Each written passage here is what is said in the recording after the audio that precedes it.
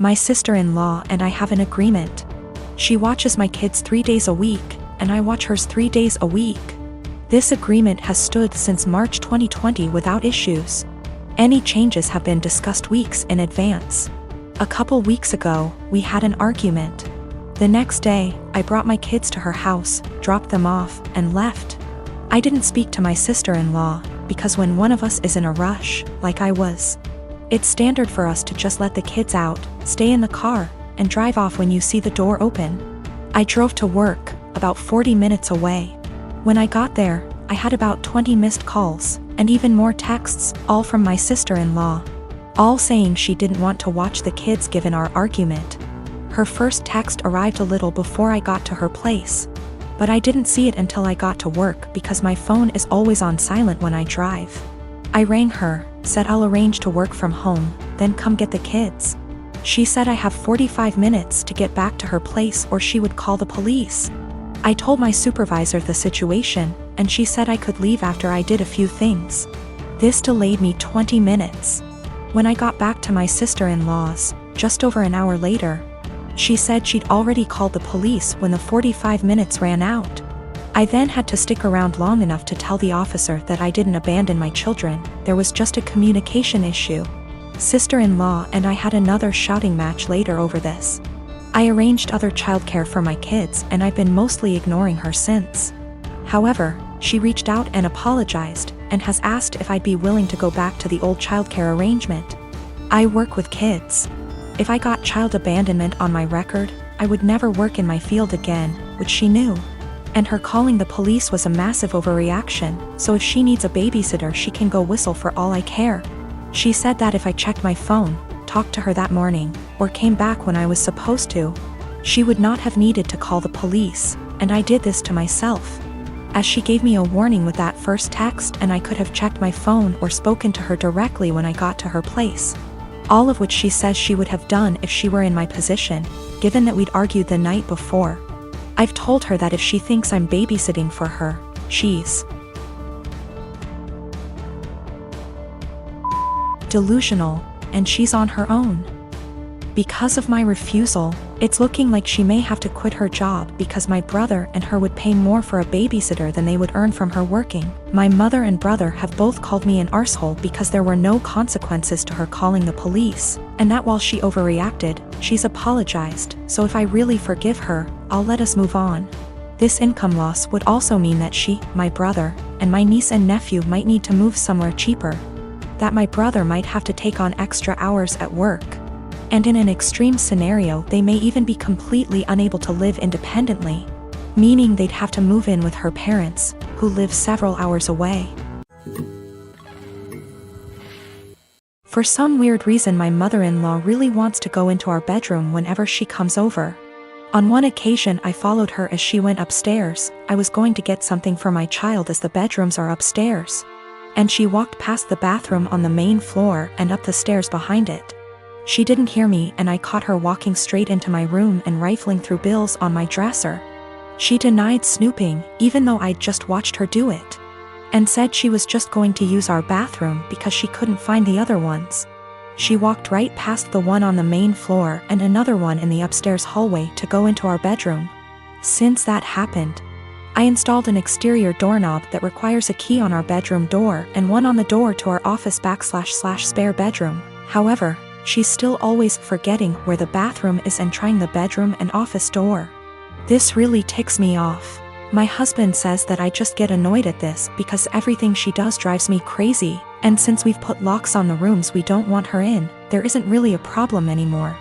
Well, over the holidays we had my in-laws over for dinner, and before they came I was searching for the bedroom keys. We hadn't used them in a while since we only lock the doors when mother-in-law comes over.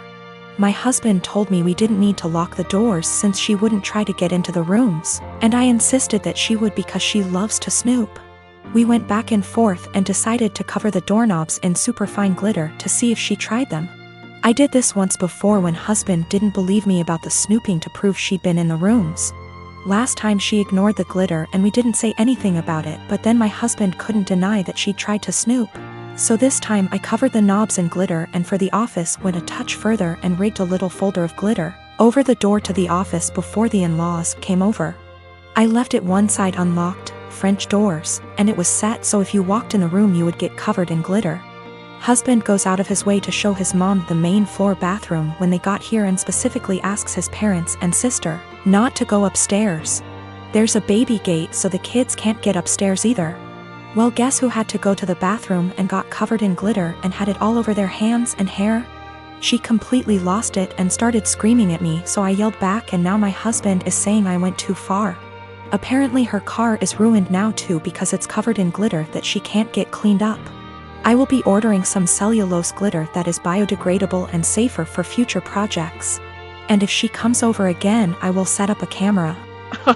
Or at least print out some fun fake documents so if she snoops again she can at least find something interesting.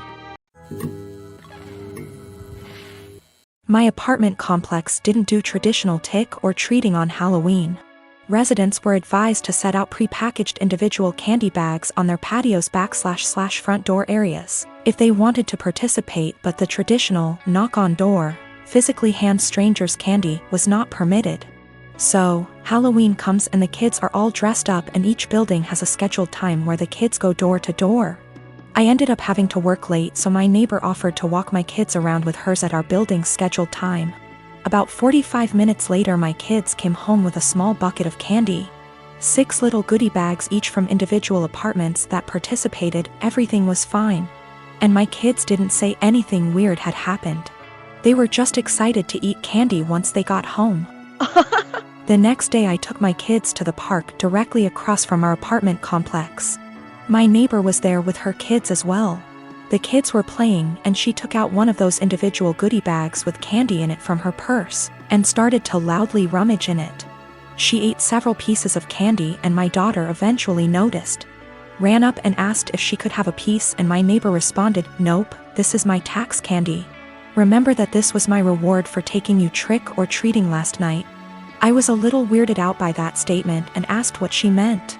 She said that since she is the one who had to take the kids out, she took 5 bags from each of my kids as a tax.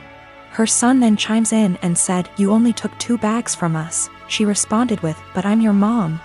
I was doing OP a favor so they get a higher candy tax." I was thinking about how to respond when I noticed that she was holding a Starburst candy and decided to just smile and nod and go back to watching my kids. I let her continue to finish off the bag of candy and then said, "Hey, aren't you vegan? You know a lot of those candies are made with animal products, right?" I explained what gelatin was and how a lot of those candies are made with it. She was horrified, Googles it, and then told her kids that they were leaving. She said something about how she was going to be sick and stormed off. Now she's giving me dirty looks every time we see her and won't let her kids play if she shows up at the park and we are there. My husband thinks I'm an asshole cause I should have either not said anything about the gelatin or said something right away when I noticed. I don't think it's my job to tell a vegan what is and isn't vegan though, and she deserved it for stealing candy from little kids. When we got home from the park after the gelatin incident, I sat my kids down and asked why they didn't tell me that the neighbor took half of their candy. My oldest kid is 6 and my youngest kid is 4. 6-year-old explained that as they went door to door during their designated trick-or-treating time, she would have my 4-year-old grab 2 bags instead of 1 from each apartment for the majority of them. She explained it to my kids that they were grabbing extra bags for her to be handed over at the end as taxation. So either freaking way she was directly taking candy from my kids or taking candy from other kids through mine. As for the authenticity of her vegan sim, I may have exaggerated when I said super vegan when I first posted this. She claims to be vegan and is very in people's faces about the benefits, etc. It's 100% about the health side. She brags about veganism curing cancer, diabetes, even some mental health issues. I have never once heard her talk about the benefits for animals. She also sells herbal tea products, customized gym clothing, etc., so she totes a pretty big vegan lifestyle. If that makes sense. Now for the gelatin. She knows what gelatin is, she knows what it's made out of, she knows that there are obvious things that she can't eat. But she had no idea that a lot of candy specifically had gelatin apparently. When I told her that they had gelatin in it, she knew what gelatin was but Googled the candies to see if I was correct. I think she is either really dumb or she eats non-vegan stuff all the time when no one's watching, and had to pretend to be horrified about it at this point. 'Cause a lot of you guys have pointed out that you literally can't be vegan and not know these things. I'm not vegan, I'm not even freaking vegetarian, and I know these things. I am a 32 years old female and getting married to my fiancé, a 41 male, next year. After we got engaged, I suggested it might be nice if I asked my fiancé's niece, who's 15, if she wanted to be a bridesmaid too. I've only met her a couple of times, so we're not close. But she seemed like a cool kid, and I thought it might be a nice way for us to bond / get to know each other / involve her in the wedding. She's the only niece / nephew on either side of the family. Anyway, cut to a few weeks ago and we're in my fiancé's hometown to visit his family and discuss wedding-related stuff. His brother, sister-in-law and their daughter came over, and I noticed this time that she was dressed a lot more androgynous than I remembered. The topic moved to wedding dresses and bridesmaids' dresses, and I could see she was immediately uncomfortable. Her parents, her mom really, and grandma were making comments about how she'd need to be more feminine / brush her hair, etc. And how nice it would be to see her like that. I'll be honest and say this hit a nerve with me, as I was very much a tomboy as a teenager, even though I'm not anymore. And it absolutely broke me whenever my relatives would say things like that. Eventually, her mother made a comment along the lines of, "It'll be nice to see you dressed like a girl for once." And she looked really sad / embarrassed / upset. In response, because that really hit a nerve, I immediately told her that my maid of honor would be wearing a trouser suit for the wedding and not a dress, and that I'd given all the bridesmaids the option of wearing anything they want as long as it's in the wedding color. To make things easier, I pulled out my phone and started showing her photos of the ideas my friend had sent me: the jumpsuit, culottes, a trouser suit, a tailored tux, etc., and let her know that she could pick anything at all she wanted. She could even wear jeans and trainers if that made her comfortable, and that it's a wedding, not a fashion show. My niece perked up a bit when I said that, but her mom looked really pissed off. She's since asked my fiancé to pressure me into getting all the bridesmaids' dresses so their daughter will have to wear one, which... No. My husband doesn't give a shit what she wears, but obviously also doesn't want his family and me to be arguing on the wedding day. I don't want to back down because I know what it feels like to be pressured into wearing something that makes you uncomfortable. But on the other hand, I know it's only for a day and it'd make the family happy.